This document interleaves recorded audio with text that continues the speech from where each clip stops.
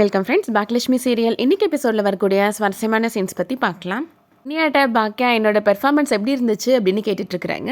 கோபி இனியாட்ட உன்னோட ஸ்கூல்மேட்ஸ்லாம் என்ன கோர்ஸ் எடுத்துருக்குறாங்க அப்படின்னு கேட்குறாரு. 2 பேர் இன்ஜினியரிங் சூஸ் பண்ணியிருக்காங்க டாடி, இன்னொருத்தவங்க நீங்கள் சொன்ன மாதிரி பிபிஎம் படிக்க போகிறாங்க அப்படின்னு சொல்கிறாங்க இனியா. அவங்களாம் அவங்க ஃப்யூச்சரை கரெக்டாக செட் பண்ணி படிக்க போயிருக்காங்க பார்த்தியா அப்படின்னு சொல்கிறாரு கோபி. ஏன் டாடி விஸ்காம் நல்ல கோர்ஸ் இல்லையா அப்படின்னு கேட்குறாங்க இனியா. ஸ்கோப் இல்லையா டாடி அப்படின்னு கேட்குறாங்க. கோபி சொல்கிறாரு, விஸ்காம்லாம் நல்ல கோர்ஸ் தான், நான் அதை பற்றி எதுவும் சொல்ல வரல அப்படின்னு சொல்கிறாரு. ஆனால் ஆப்பர்ச்சுனிட்டிஸ்லாம் ரொம்ப கம்மியாக இருக்கும், ஃப்யூச்சர் சொல்லிக்கிற மாதிரி இருக்காதுமா அப்படின்னு சொல்கிறாரு. பாக்கியா சொல்கிறாங்க, இந்த கோர்ஸில் ஃப்யூச்சர் இல்லைன்னு யார் சொன்னது அப்படின்னு கேட்குறாங்க. இவ எழில் மாதிரி நல்ல ஒரு படம் பண்ணலாம், இல்லை அப்படின்னா மக்கள் பிரச்சனையை பேசக்கூடிய ஒரு ஆளாக மாறலாம் அப்படின்னு சொல்கிறாங்க. இல்லை டாக்குமெண்ட்ரி ஃபிலிம் கூட எடுக்கலாம், இப்போ ரீசெண்டாக கூட ஆஸ்கார் அவார்ட்லாம் கிடச்சிச்சே அப்படின்னு சொல்கிறாங்க.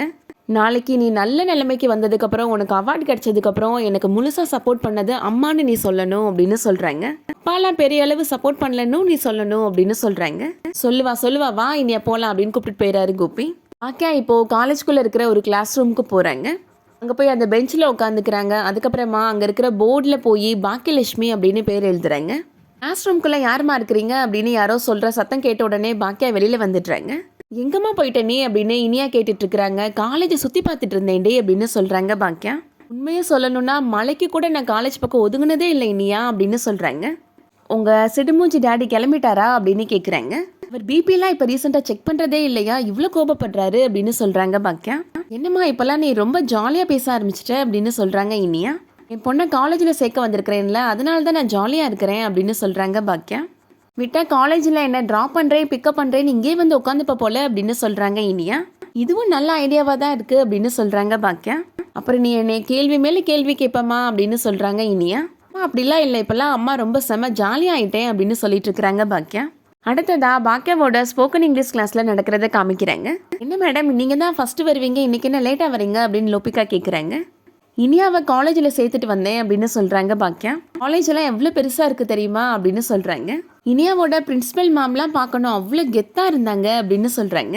எனக்கும் காலேஜ் போய் படிக்கணும்னு ஆசைலாம் இருந்துச்சு, ஆனால் அது முடியாமல் போயிடுச்சு அப்படின்னு சொல்லி வருத்தப்படுறாங்க. ஏன் மேடம் என்ன ஆச்சு அப்படின்னு லோபிகா கேட்குறாங்க. நான் +2லலாம் நல்ல மார்க் வாங்கி தான் பாஸ் பண்ணியிருந்தேன், காலேஜ் போகலான்னு இருந்தப்போ தான் என்னோட அப்பா தவறிட்டாரு அப்படின்னு சொல்கிறாங்க. அதுக்கப்புறமா எனக்கு கல்யாணம் பண்ணி வச்சுட்டாங்க, அதுக்கப்புறம் காலேஜே போக முடியாமலே போயிடுச்சு அப்படின்னு சொல்கிறாங்க. என்ன மேடம் உங்கள் கதையை பார்த்தா என்னது மாதிரியே இருக்குது அப்படின்னு சொல்கிறாரு பழனிசாமி. எங்கள் அப்பா திடீர்னு இறந்ததுனால தான் நான் படிப்பெல்லாம் விட்டுட்டு தொழில் பார்க்க ஆரம்பிச்சிட்டேன் அப்படின்னு சொல்கிறாரு. பழனிசாமி பாக்கியாட்ட சொல்கிறாரு, இப்போ கூட நீங்கள் ஈவினிங் காலேஜில் சேர்ந்து கூட படிக்கலாம்ல மேடம் அப்படின்னு சொல்கிறாரு. இந்த வயசுக்கு அப்புறம் எப்படி சார் படிக்க முடியும் அப்படின்னு கேட்டுட்ருக்குறாங்க பாக்கியா. பழனிசாமி சொல்லிட்டு இருக்கிறாரு, நான் ரீசெண்டாக ஒரு நியூஸ் படித்தேன் அப்படின்னு சொல்கிறாரு. 108 வயசாகிற அம்மா ஒருத்தவங்க ஒரு திட்டத்தில் சேர்ந்து படித்து 100க்கு 97 மார்க் வாங்கி பாஸ் பண்ணியிருக்கிறாங்க அப்படின்னு சொல்கிறாரு. உங்களால் முடிகிறப்போ உங்களால் ஏன் மேடம் முடியாது அப்படின்னு கேட்குறாரு. நீங்கள் சொல்கிறத கேட்டால் எனக்கும் பண்ணலான்னு தான் தோணுது அப்படின்னு சொல்லிட்டு இருக்கிறாங்க பாக்கியா. அடுத்ததா செல்விட்ட வந்து இனியாவை காலேஜில் சேர்த்த விஷயத்தை பற்றி சொல்லிட்டு இருக்கிறாங்க. எனக்கும் காலேஜில் போய் படிக்கணும்னு ஆசையாக இருக்குன்னு தான் சொன்னேன், பழனிசாமி நீங்கள் படிங்கன்னு சொல்கிறாரு அப்படின்னு சொல்கிறாங்க. சாம நானும் காலேஜில் சேர்ந்து படிக்கட்டுமா அப்படின்னு பாக்கியா கேட்குறாங்க. ஆனால் அதுக்கெலாம் உனக்கு எங்கக்கா நேரம் இருக்குது அப்படின்னு சொல்லிட்டு இருக்காங்க செல்வி. ஆமால அப்படின்னு பேசிகிட்டு இருக்கிறாங்க 2 பேரும். அடுத்ததா பாக்கியா வீட்டில் நடக்கிறத காமிக்கிறாங்க. செல்லியன் இப்போது வேலை முடிஞ்சு வீட்டுக்கு வராரு. என்ன செல்லியா அதிசயமாக சீக்கிரம் வந்துட்டேன், இல்லாட்டி நான் தூங்கினதுக்கு அப்புறம் தானே வருவேன் அப்படின்னு கேட்குறாங்க ஜெனி. அதனால தான் ஜெனி இன்னைக்கு வேகமாக வேலையை முடிச்சுட்டு சீக்கிரமாக வந்துட்டேன் அப்படின்னு சொல்கிறாரு செல்லியன். உண்மையிலே நீ இப்போல்லாம் ரொம்ப மாறிட்ட செல்லியா அப்படின்னு சொல்கிறாங்க ஜெனி. அங்கிளுக்கு கொடுக்க வேண்டிய வீட்டுக்கான பணத்தை வந்து கொடுத்த, இன்னைக்கு இனியாவுக்கு காலேஜ் ஃபீஸ் கட்டலாம்லாம் கேட்குற அப்படின்னு கேட்குறாங்க. இன்னைக்கே இது நல்லா தான் இருக்குது, ஒருவேளை நமக்கு குழந்தை வந்துச்சுன்னா இன்னமும் நான் பொறுப்பாயிருவேன் போல அப்படின்னு சொல்லிட்டு இருக்கிறாரு செல்லியன். அதுக்கு முன்னாடி வளகாப்புன்னு ஒன்று பண்ணணும் ஞாபகம் இருக்கா அப்படின்னு ஜெனி கேட்குறாங்க. அம்மா ஃபோன் பண்ணியிருந்தாங்க செல்லியா, எப்போ வளகாப்பு வச்சுக்கலான்னு கேட்டாங்க அப்படின்னு சொல்கிறாங்க. வளகாப்பு நம்மளே பண்ணிடலாம் அப்படின்னு சொல்கிறாரு செல்லியன். வளகாப்பு அம்மா வீட்டில் தான் பண்ணுவாங்க, வளகாப்பு முடிஞ்சதுக்கப்புறம் நான் அம்மா வீட்டுக்கு போயிடுவேன் அப்படின்னு சொல்லிட்டு இருக்கிறாங்க ஜெனி. அங்கே போனால் உன்னை யார் பார்த்துப்பாங்க அப்படின்னு செல்லியன் கேட்குறாரு.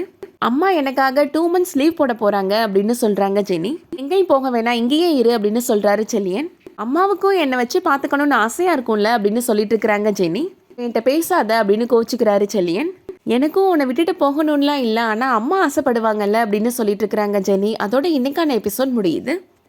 இந்த வீடியோ பிடிச்சிருந்துச்சுன்னா லைக் பண்ணிக்கோங்க. ரெகுலராக இந்த சீரியல் அப்டேட்ஸ்க்கு நம்ம சேனலை சப்ஸ்கிரைப் பண்ணிக்கோங்க. தேங்க்ஸ் ஃபார் வாட்சிங்.